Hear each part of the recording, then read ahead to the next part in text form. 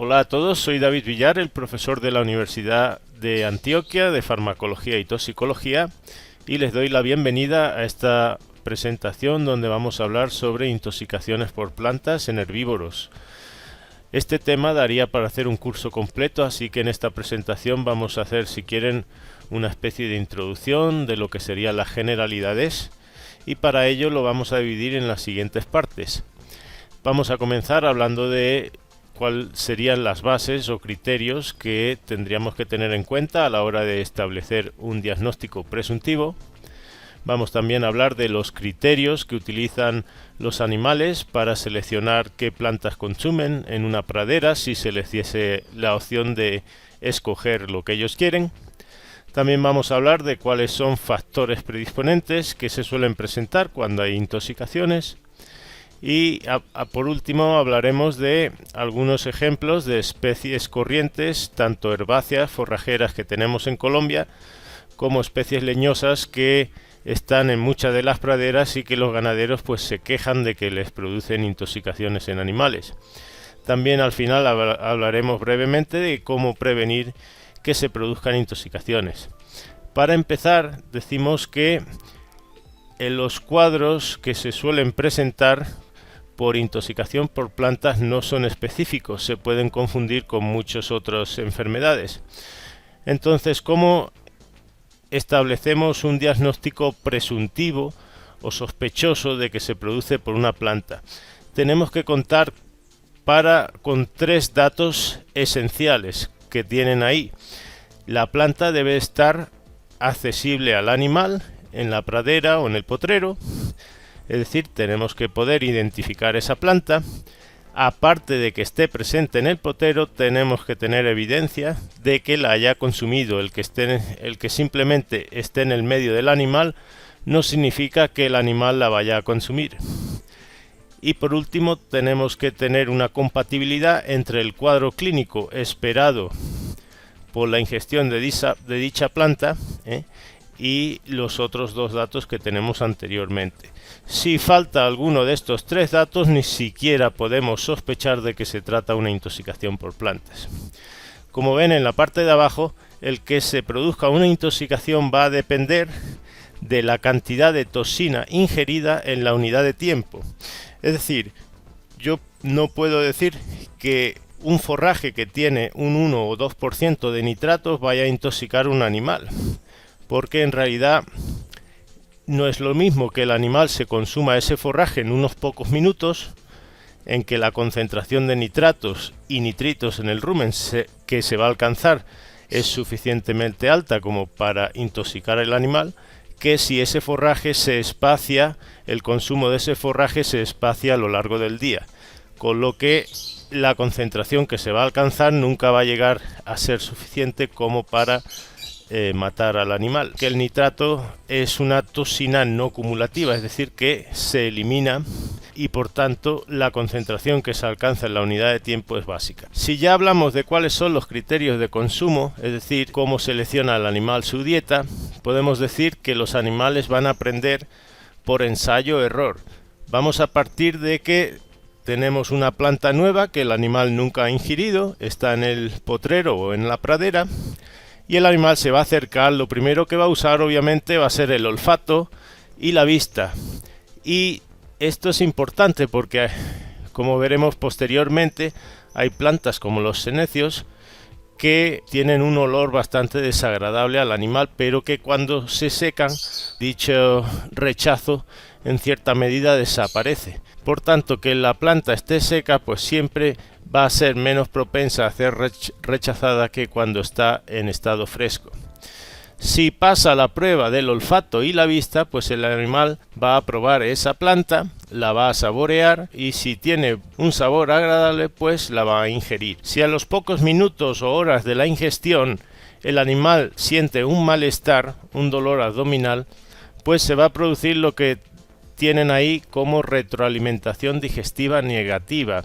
Es decir, el animal va a asociar o vincular la ingesta de dicha planta con el malestar, estado morboso que siente, y eso va a conllevar que asocie a esa planta con algo negativo, de tal manera que cuando en un futuro se va a topar con esa planta, pues obviamente la va a rechazar. Como ven ahí, tenemos un recuadro que dice factores que conllevan al consumo. Es decir, cuánto tiempo va a durar dicho rechazo. ¿Va a ser unos días, unas semanas? ¿Va a ser de por vida? Pues aquí hay estudios muy interesantes que usan, por ejemplo, sustancias como el cloruro del litio, que cuando se administran con sustancias como por ejemplo el maíz, que es muy apetecible por las vacas, pues va a producir una retroalimentación digestiva negativa, le va a producir un dolor abdominal a esa vaca, y esa vaca va a asociar ese dolor con la ingesta del maíz, por tanto va a rechazar ese maíz en un futuro. El tiempo que va a durar dicho rechazo pues va a depender en cierta medida de la conducta de los congéneres. Por ejemplo, una mamá pues normalmente enseña al ternero, o si es una oveja al cordero, qué plantas son normalmente las más deseables de consumo. También si el animal ha estado ingiriendo dicha planta previamente, por ejemplo ha comido maíz, pues probablemente le haya sentado mal una vez no va a ser motivo de que lo rechace en el futuro. Entonces la experiencia previa con esa planta también va a influir en qué tanto va a durar dicha aversión o rechazo. Y existen animales que tienen pues un hábito natural para probar plantas, y eso pues también va a influir. Como ven en esta diapositiva, el grado de aversión o preferencia no es de todo o nada, sino que es gradual y que va a variar mucho, como veremos a continuación, dependiendo de factores predisponentes. Por ejemplo, hemos dicho que los senecios, pues si están en estado fresco, la aversión va a ser mucho mayor que si se secan en el medio, porque ya no tienen un olor tan desagradable para las vacas. De hecho, yo puedo favorecer el consumo de plantas que serían nocivas si las administro conjuntamente con algunas, como por ejemplo el maíz, que van a producir una retroalimentación positiva. Cuando hablamos ya de los factores predisponentes que se suelen presentar cuando hay intoxicaciones, vamos a ver que podemos dividirlos del punto de vista académico en los que dependen por una parte del animal, otro del medio ambiente o de la planta. Aquí, como veis, tenéis la tríada epidemiológica, que básicamente pues nos dice que para que se produzca una enfermedad, en este caso una intoxicación por plantas, pues se deben reunir tres condiciones. Básicamente que tengamos un animal que es susceptible. Si por ejemplo es una planta que va a producir abortos y el animal pues no está en gestación, pues no va a ser susceptible, obviamente. También va a depender de la cantidad de toxina que tiene esa planta, y eso vamos a ver que varía mucho dependiendo del estado fenológico de la planta. Y por último necesitamos un medio pues que ponga en contacto ese animal con la planta, y aquí pues podríamos incluir todas las condiciones climáticas o por ejemplo de manejo, si se está dando el alimento en estabulación o se les deja a los animales pastorear en una pradera. Si hablamos de algunos de los factores que dependen de la planta, como ven ahí, la cantidad de toxina pues puede variar mucho según, por ejemplo, si ésta está en ciertas partes de la planta. Si solo está en el fruto y en ese momento concreto no existen frutos en esa planta, pues obviamente esa planta no va a ser tóxica. Si hablamos, por ejemplo, del caso de los nitratos, pues estos se acumulan normalmente en la parte más baja de la planta, es decir, en lo que serían las zonas de los tallos bajos. Entonces, pues si el animal consume esa parte de la planta, pues obviamente es mucho más propenso a intoxicarse que si lo que consume son las partes de arriba. Aquí tenemos en esta gráfica una de las plantas que sería la espuela del caballero, el Delphinium barbelli, que quizás sea la que más produce intoxicaciones en todo lo que son el medio oeste, en las montañas rocosas de Estados Unidos. Entonces, como ven aquí en esa gráfica, la toxicidad de la planta está en todas las partes y es mucho mayor en los estadios vegetativos de crecimiento temprano. A medida que la planta va creciendo, pues la toxicidad va disminuyendo, la cantidad de los alcaloides que tiene disminuye. En esa época de crecimiento temprano, fíjense que la palatabilidad de esa planta es muy baja, muy poco apetecible por los animales, entonces ellos no la van a consumir. Sin embargo, a medida que se va acercando al estadio de maduración y de floración, pues la palatabilidad aumenta, es más deseable para su consumo. Entonces tenemos ahí lo que sería una ventana tóxica, es decir, un periodo en que la toxicidad todavía es suficientemente alta y la palatabilidad también. Entonces ese va a ser el periodo en el que se nos pueden producir intoxicaciones en el animal. Esto obviamente es importante conocerlo del punto de vista de manejo, porque ahí es cuando tenemos que evitar hacer medidas preventivas para que no entre en contacto el animal con esa planta. Si hablamos de los factores dependientes del medio, y estos quizás sean las circunstancias más corrientes que se van a citar cuando se producen intoxicaciones o reportes de intoxicaciones, vamos a hablar un poquito de lo que sería el sobrepastoreo. Los animales se les da libre albedrío a escoger, normalmente ellos van a consumir lo más apetecible, que suele ser lo mejor para ellos, y van a dejar para el final normalmente las plantas que suelen ser nocivas o que les van a sentar mal. Entonces, si los obligamos a sobrepastorear, pues la posibilidad de que consuman plantas potencialmente tóxicas va a ser mayor. También puede ocurrir que cosechemos una pradera y nos llevemos la planta forrajera deseable junto con especies que sean tóxicas y ofrezcamos ese alimento en estabulación al animal de tal manera que él no puede separar lo bueno de lo malo. Puede ocurrir también que sean las únicas plantas disponibles en el medio, esto también se cita muy corrientemente, y también hay situaciones climáticas que van a favorecer que la toxina esté presente o no en esa planta. Aquí, por ejemplo, tenemos una pradera en la sabana de Bogotá. Esto es una foto de la revista Corpoica, y como ven ahí, esa pradera está completamente ocupada por un senecio que es el Inaquedens, que es una planta en realidad no es nativa de Colombia y que sí está considerada como una planta nociva para el ganado. Por otra parte, cuando se sobrepastorea, lo que ocurre es que los animales consumen lo apetecible, que normalmente es lo mejor para ellos, dejan los cardos o malezas que pueden ser tóxicas, y estas son las que al final van a predominar en esa pradera. Aquí tienen una de las plantas, que es el Senecio jacobea, que quizás sea una de las que más produce problemas en todo el Reino Unido. De hecho, esta foto que tienen ahí se hizo en las afueras de Aberdeen, una ciudad de Escocia. Como ven ahí, ese senecio ha invadido toda esa pradera, y probablemente pues los animales no van a tocarlo mientras esté el otro forraje verde disponible.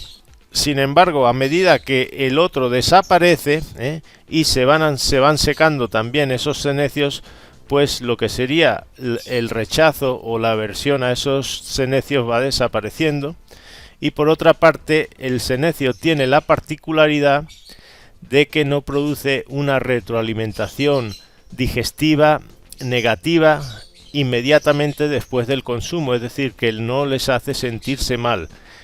La toxina que tiene va a producir un daño acumulativo en el hígado, entonces el animal no va a relacionar el consumo de esa planta con algo que le va a producir una enfermedad a largo plazo. Para ser más concretos, ¿qué es lo que ocurre? Pues esos senecios tienen lo que se llaman alcaloides de la pirrolicidina. Como veis ahí en ese diagrama, cuando llegan al hígado existen enzimas hepáticas, van a convertir esos alcaloides en sustancias electrofílicas que son muy reactivas y que se van a unir covalentemente al ADN. La consecuencia de eso es que las células hepáticas no van a poder dividirse, y a largo plazo pues se produce una cirrosis hepática, que es la foto que tienen ahí de ese hígado. Si la vemos al microscopio, vemos que existen hepatocitos gigantes, es decir, la célula intenta dividirse, pero como los pirroles están unidos al ADN no le deja entrar en mitosis, entonces sigue creciendo hasta que se alcanza una masa crítica que ya no puede mantener la célula y se muere. Aparte de ver esas imágenes de mega hepatocitos, van a ver que se produce una fibrosis extensa por todo que va reemplazando el parénquima hepático, y aparte hay proliferación de los conductos biliares. Entonces, básicamente lo que ocurre es que el hígado se va volviendo cirrótico, y cuando llega un momento que han desaparecido más del 80% de lo que sería el parénquima de ese hígado, es cuando se empiezan a producir sintomatología en el animal. Esto pues puede durar de varios meses desde que se inicia el consumo de la planta. Aquí tenemos algunas de las otras plantas que contienen alcaloides de la pirrolicidina y que son de distribución cosmopolita. Tenemos las crotalarias, que las pueden encontrar en praderas también de Colombia, el Echium vulgare y el Cynoglossum officinale. Otro de los factores que decíamos que dependen del medio es el que cosechemos una planta forrajera y en ese medio existan plantas potencialmente tóxicas. Y como ven ahí, se le va a ofrecer al animal en esta ovulación todo junto, y el animal pues no puede separar lo bueno de lo malo. Aquí he puesto dos plantas que tenemos en Colombia. Tenemos la Asclepias curasábica, y en este caso, si una de esas plantas entrara en una paca, la vaca que se va a consumir esa paca pues puede morir, porque es una planta que tiene una toxina muy potente y con poquita cantidad de esa planta es suficiente para matar una vaca. Sin embargo, si el forraje va contaminado con alguna de las plantas como de la familia de las solanáceas, como tienen ahí, que sería por ejemplo la hierba mora, el Solanum nigrum, pues ahí normalmente debe de haber una contaminación por encima del 10% de esa pradera para que se produzca problemas en el ganado que va a consumir ese forraje. Otro de los factores dependientes del medio sería el clima, y me refiero concretamente a que se produzcan las condiciones idóneas para que haya contaminación por hongos. En este caso tenemos un hongo que es el Claviceps purpurea, que como ven produce unas masas ahí de colores negros que se llaman esclerocios. En realidad es una masa compacta de hifas, y que reemplaza lo que sería el grano en las espigas de las gramíneas. Posteriormente veremos que puede haber hongos que están dentro de la planta, como ocurre por ejemplo en la festuca, y en cuyo caso se dice que es un endofito, y que es importante conocer porque los hongos no son siempre visibles como tenemos en este caso. Otro hongo parecido al purpurea, pero que produce una toxina cuyo cuadro es distinto, es el Claviceps paspali. En el caso del purpurea, el cuadro que vamos a ver en el animal va a ser de ergotismo. En este caso, el cuadro, como veremos posteriormente, es de sintomatología básicamente nerviosa, porque las micotoxinas producen temblores o tremores musculares. Por último, otro de los factores dependientes del medio que se suele citar mucho es que haya, por ejemplo, épocas de sequía o de lluvias intensas. En el caso de que haya sequías prolongadas, las plantas, sobre todo si son sorgos, pues van a ser propensas a acumular más nitratos que cuando están creciendo rápidamente, porque el nitrato no lo convierten en proteína vegetal. Si no funciona la fotosíntesis de la planta, pues no se convierte el nitrato en proteína y se acumula en la planta. Como habíamos dicho anteriormente, esos nitratos suelen estar en las partes más bajas de la planta. Entonces ahí, por ejemplo, vean que tenemos un campo donde se ha cosechado el maíz y quedan los tallos.